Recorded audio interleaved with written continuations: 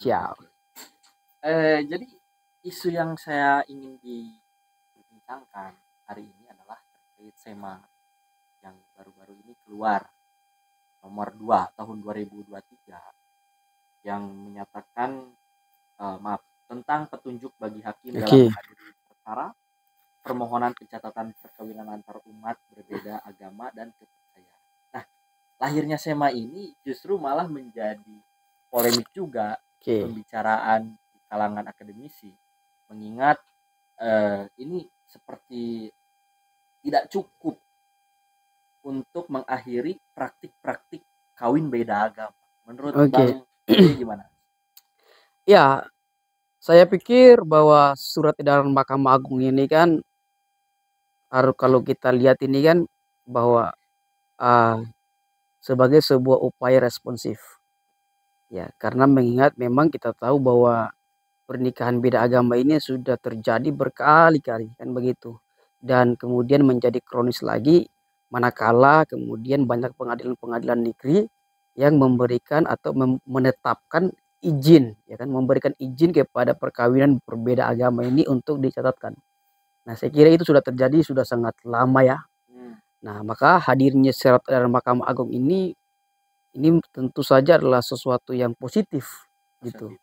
Positif karena ini bisa menjadi guidance atau petunjuk, ya kan, bagi hakim-hakim, seluruh hakim-hakim yang ada di Indonesia di segala macam tingkat peradilan itu, kemudian putusannya itu ataupun pertimbangan-pertimbangan hakim itu wajib hukumnya kemudian untuk mematuhi atau mengikuti apa yang sudah menjadi surat edaran Mahkamah Agung ini kan. Karena kan surat edaran Mahkamah Agung ini kan baru terbit beberapa hari ini kan, Iya, yang betul. substansinya itu kan melarang adanya izin pencatatan perkawinan Pencatatan. beda agama. Ya, jadi saya pikir ini adalah sebuah upaya responsif yang kemudian dilakukan oleh Mahkamah Agung untuk menyudahi, pertama menyudahi polemik tentang perkawinan beragama, yang kedua juga menyudahi apa, bagi hakim-hakim di pengadilan negeri manapun di Indonesia untuk jangan lagi kemudian memberikan izin untuk perkawinan beda agama agar dicatatkan, kan begitu.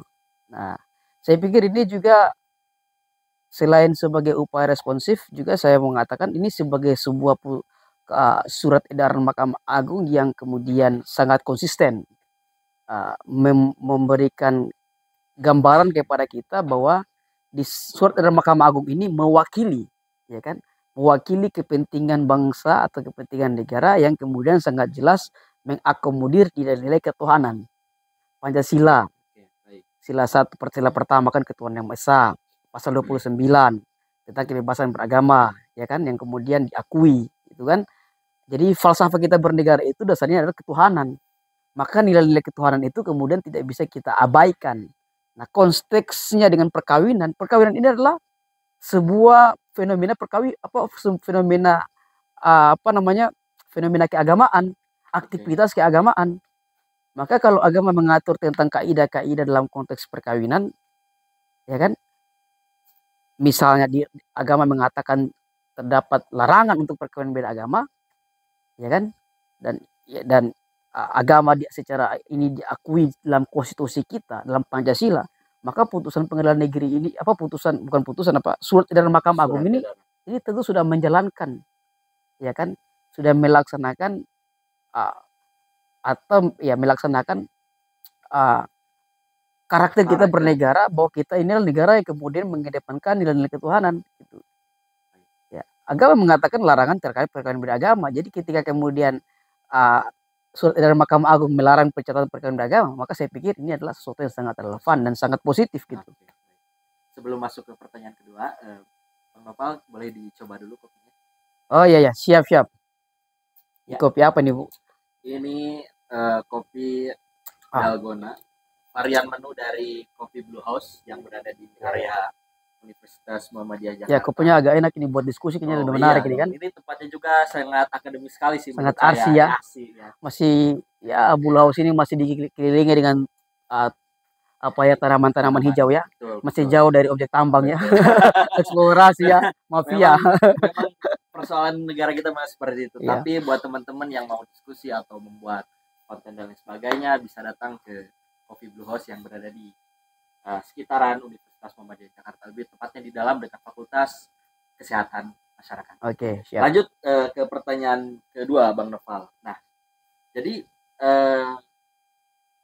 mungkin ini bisa memutus praktik perkawinan beda agama.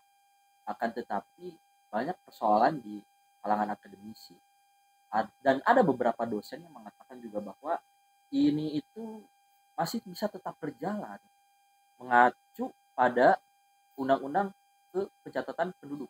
Ya.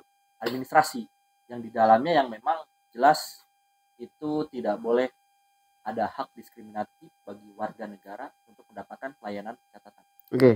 Bagaimana Bang Noval melihat? Iya, sejak awal saya selalu mengatakan bahwa kepada seluruh pihak bahwa ketika berbicara tentang diskriminasi, maka di sana berbicara tentang hak asasi manusia. Sehingga menjadi sebuah pertanyaan filosofis maupun pertanyaan yuridis, bahwa apakah hak asasi manusia itu bersifat absolut? Ya, maka Indonesia adalah sebuah negara yang kemudian mengadopsi prinsip hak asasi manusia tidak bersifat absolut. Artinya hak asasi itu kemudian dapat disimpangi. Misalnya ketika membaca pasal 28 JUUD 45 bahwa dalam menjalankan kebebasannya setiap orang itu wajib tunduk pada pembatasan yang ditetapkan oleh undang-undang, oleh hukum, oleh nilai moral, oleh nilai agama, kan gitu. Jadi segala hal itu kemudian dapat dibatasi. Pelaksanaan hak asasi manusia itu dapat disimpangi manakala ada bertentangan dengan hukum, bertentangan dengan nilai agama, ya kan, bertentangan dengan nilai moral, nilai kehidupan yang demokratis. Nah, pertanyaannya, apakah perkawinan beda agama ini hanya persoalan hak asasi manusia, dia tidak diatur dalam agama? Kan diatur. Diatur, jelas itu. Ya kan, makanya ya. Sehingga atau lebih spesifiknya lagi ketika kita bicara tentang perkawinan, maka kita menafsirkan perkawinan itu berdasarkan Undang-Undang Perkawinan, Undang-Undang 1 tahun 74 tentang perkawinan. Kan sangat jelas pasal 2 kan? Ada pasal 2 ayat 1 dan pasal 2 ayat 2-nya. Kan begitu. Pasal 2 ya gini. Pasal 2 ayat 1 itu kan mengatakan tentang syarat perkawinan itu adalah pasal 2 ayat 1 lah, perkawinan itu berdasarkan keyakinan atau kepercayaannya agama masing-masing, kan begitu. Jadi perkawinan itu hanya dapat dilangsungkan apabila sesuai agamanya masing-masing. Jadi tidak boleh berbeda antara satu mempelai dan mempelai yang lainnya. Ya kan, kecuali banci sama banci gitu kan. Nah, gitu. Jadi tidak boleh berbeda. Itu syarat utama. Nah, itu pasal 2 ayat 1. Nah, pasal 2 ayat 2-nya menerangkan bahwa tiap-tiap perkawinan itu harus dicatatkan. Jadi konstruksi dicatatkan itu ditaruh di bawah pasal 2 ayat 2. Kenapa dia tidak ditaruh di pasal 2 ayat 1? Ya kan? Jadi kan harus sistematis. Artinya bahwa ketika pasal 2 ayat 1 tentang perkawinan berdasarkan agama atau kepercayaan masing-masing telah terpenuhi, barulah perkawinan dapat dicatatkan. Kan begitu. Bukan dikasih izin dicatatkan dulu baru menikah, kan, tidak seperti itu. Jadi ada perkawinan dulu yang kemudian perkawinan itu dilakukan dengan aspek yang sebab yang halal, kan begitu, atau sebab yang tidak bertentangan dengan hukum, ya, baru kemudian dapat diberikan izin untuk dicatatkan. Nah, kan begitu. Jadi menafsirkan undang-undang sebetulnya kan kita harus lihat perkawinan itu sebetulnya bicara tentang apa sih? Ya, perkawinan itu ya tentu kalau ketika berbicara tentang perkawinan maka rujukan yang harus dipakai adalah perkawinan. Kan begitu. Nah, tadi sangat jelas tiap-tiap perkawinan harus dicatatkan. Tapi sebelum dicatatkan dia harus memperoleh sebuah pernikahan itu harus dilakukan dengan cara-cara yang sah, yang konstitusional, yang berdasarkan hukum agamanya masing-masing. Kan begitu. Nah, kalau sekarang ini kan tidak terjadi seperti itu. Banyak perkawinan beragama yang dilakukan oleh ini kan. Kenapa saya katakan bahwa jadi pasal 2 ayat 1 itu saya akan katakan sebagai, kalau kita berbicara konstruksi perjanjian, itu kita berbicara 1320 KUH Perdata. Ya, dia mengatakan ada beberapa syarat supaya sebuah perjanjian itu kemudian dianggap sah, kan? Yaitu ada aspek yang pertama itu tentang masalah perjanjian. Perkawinan ini kan adalah sebuah perjanjian juga. Antara mempelai wanita dan untuk hidup bersama, menjalin kasih bersama, ya kan? Bercinta bersama, kan begitu.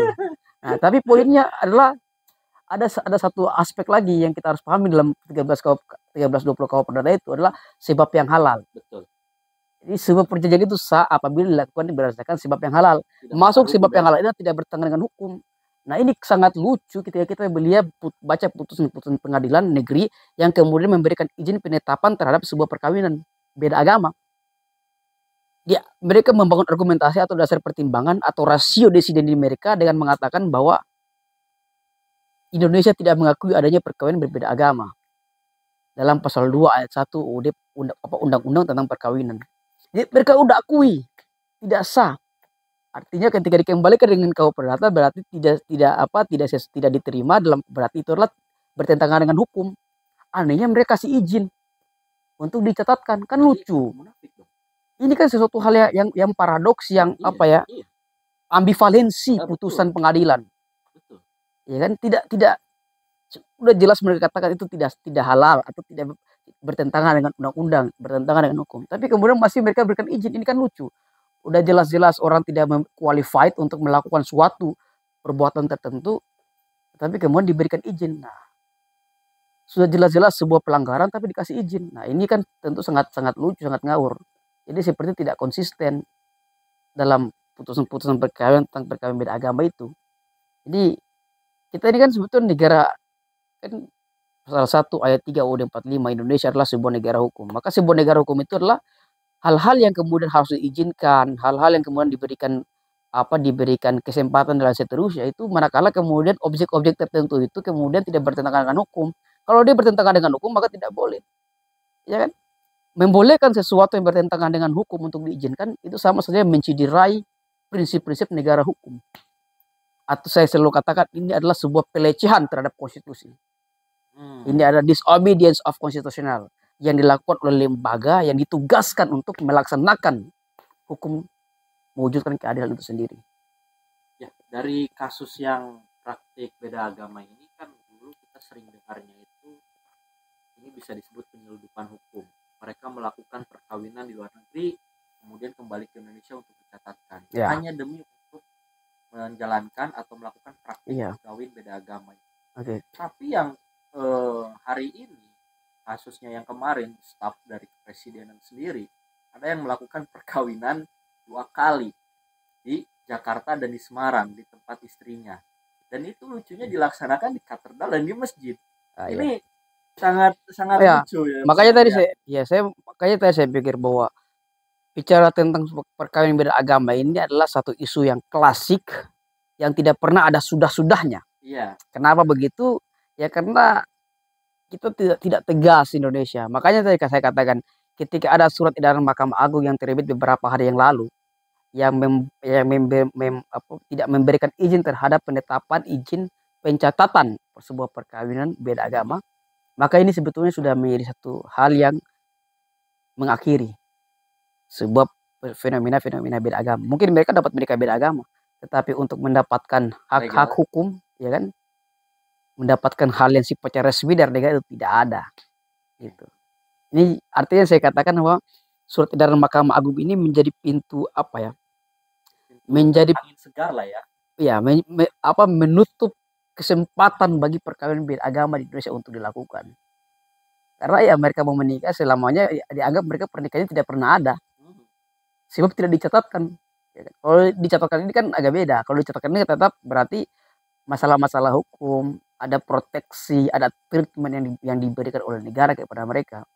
Tapi ketika tidak dicatatkan ya maka tidak ada dianggap sebagai pernikahan siri lah, pernikahan yang tidak pernah ada kan begitu. Namun siri juga kan ya kalau siri kan masih sah tentu. Iya, tapi siri masih agak sah, tapi kan bisa disebatkan juga.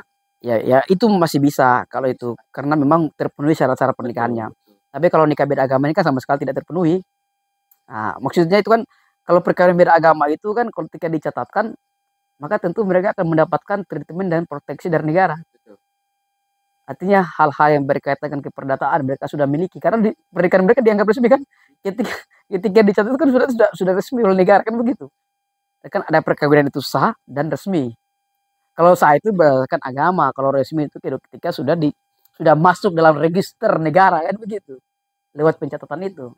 Nah, justru nanti bakal kalau misalkan jadi kayak giniin penegakan hukum di bawah misalkan ya terjadi penggerebekan gitu ya, kemudian polisi mana cek buku kawinnya gitu, perkawinan buku nikahnya kan. Nah tapi gimana juga, saya nggak mau bahas itu, tapi gimana juga yang sekarang udah tercatat nih Bang, dia kawin beda agama di Indonesia. Oke. Itu gimana tuh Bang? sarannya Iya, gimana ke depannya nih? Mungkin itu untuk closing statement juga. baik. Untuk perkawinan beda agama yang sudah terlanjur disahkan kan, Iya, iya. kan begitu kan? Apakah bisa batal demi hukum? Iya, seharusnya eh ya kalau kita berbicara tentang prinsip hukum tidak boleh berlaku surut kan, kan Ya. begitu kan? Nah, tapi kalaupun memang saya pikir ya itu seharusnya menjadi dibatalkan. Tetapi kan memang ini tentu ada satu problematika yuridis. Ketika orang diberlakukan secara hukum yang berlaku surut, maka terhadap dirinya itu kan diberlakukan hukum yang paling menguntungkan bagi dirinya. Iya. Nah, ini kita tidak coba nanti kita akan lihat bagaimana perkembangan selanjutnya terkait dengan perkawinan yang sudah terlanjur ini kan. Oke. Kalau menurut saya ya perkawinan yang sudah terlanjur ini uh, apa ya? Tentu saja uh, harusnya menjadi batal. Iya, menjadi batal. Tapi memang lagi-lagi kan pembatalannya itu kan ini kan sesuatu yang sifatnya privat. Oke. Yang bisa membatalkan itu kan ketika dari pihak-pihak mereka sendiri, dari pasangan kan, pasangan suami istri ataupun dari keluarga kan begitu yang memiliki hubungan pertalian darah yang kemudian bisa membatalkan. Kalau tidak ada di luar itu kan tidak bisa kan begitu karena bicaranya kan bicara hukum privat, bukan berbicara hukum publik kan. Nah, gitu. Nah, cuma kalau saya bilang bahwa ya bisa aja kemudian diterapkan kepada mereka ini.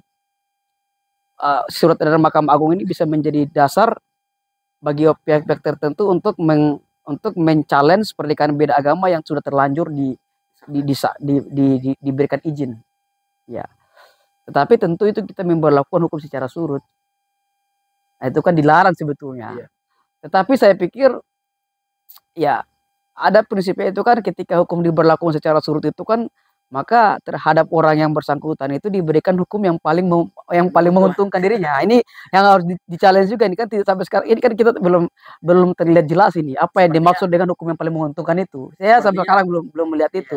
iya. Ya bisa aja kemudian ditafsirkan secara sepihak. Bagi saya ya udahlah kalau seperti gini ya udahlah hukum yang paling diberlakukan secara menguntungkan itu ya lanjutkan perkawinan lah biar pencatatan tetap dipertahankan yang penting masing-masing harus jadi mualaf dulu. Oh, kalau Harus sama dulu agamanya. harus sama Satu dulu. mau mualaf atau mau murtad terserah lah. Yang Iya. penting masing-masing sesuai keyakinannya masing-masing gitu. Berarti ini menjadi problematika juga ya. Kenapa Iya. nggak dari dulu gitu kan? Makanya saya pusing juga. Walaupun juga saya juga agak-agak sedikit ini juga. Bagi saya memang Mahkamah Agung punya kewenangan untuk menerbitkan SEMA. Tapi SEMA ini Sifatnya hanya internal dong. iya SEMA ini hanya mengikat internal doang. Ini seperti perintah dari atasan kepada bawahan kan begitu. Nah, cuma makanya saya bilang saya heran juga sama lembaga yang memiliki hak politik hukum di Indonesia di DPR ini kan yang tidak pernah mau merevisi undang-undang perkawinan yang berkaitan dengan perkawinan beragama ataupun apa melakukan memberikan kepastian hukum dengan merevisi undang-undang kependudukan ya kan tentang masalah akuo ini. Nah, makanya surat edaran Mahkamah Agung saya katakan ini tentu responsif karena banyak juga kita lihat kan surat edaran Mahkamah Agung juga kan yang berlaku secara efektif. Cuma memang secara hukum saya juga harus akui bahwa surat edaran Mahkamah Agung ini memang memiliki kelemahan kelemahan dalam konteks sifat mengikatnya itu, sifat bindingnya itu yang memang mesti kita pertanyakan.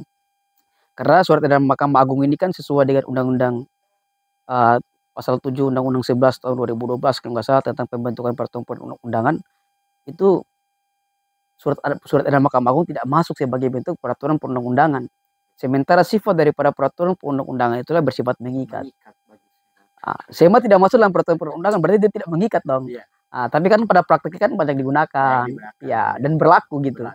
Ya, tapi saya pikir ya semoga apa yang dilakukan oleh Mahkamah Agung dengan menerbitkan SEMA larangan perkawinan beda agama untuk dicatatkan ya semoga juga bisa menampar ya kan bisa menampar wajah daripada para anggota dewan kita anggota yang katanya wakil rakyat kita di Senayan untuk merevisi undang-undang perkawinan gitu kira-kira begitu. Oke, terima kasih teman-teman ya yang nonton. Memang banyak sekali perspektif yang dikemukakan oleh Bang Laude Noval ini sangat luar biasa. Tadi closing statementnya juga kan sangat begitu panjang dan apa namanya saya mungkin mengambil garis kesimpulan bahwa ini sesuatu respon yang sangat positif bagi lembaga peradilan kita dan mudah-mudahan ke depan kita bisa menjadi negara yang Sakinah mawaddah warahmah. ya betul-betul menjalankan kaidah-kaidah hukum dengan baik gitu ya. Oke, mungkin sekian dari saya. Oke. Jangan lupa di like, Komen, comment, share. share